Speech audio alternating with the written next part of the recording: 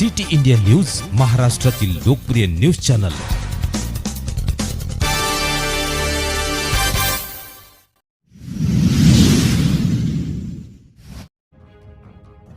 Kalmeshwar Gaundkhairi road MIDC Kalmeshwar railway gate येथे कधी होणार पूल?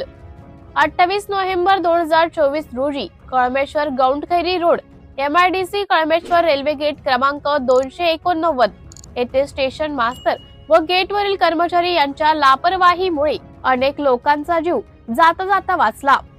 रेल्वे फाटक येथून रेल्वे गेल्याबरोबर लगेचच गेट खोलला गेला, त्यामुळे नागरिकांनी 6 रेल्वे पटरी ओलांडण्याकरिता समोर जात असताना त्याच वेळी विरुद्ध दिशेने एक्सप्रेस रेल्वे येत असल्याचं आढळून आले व रेल्वे पट्टीवरून जात असलेल्या सर्व नागरिक यांनी तेथून पळ काढून आपला जीव वाचवण्याचा प्रयत्न केला व सर्व नागरिक सुरक्षित आहेत।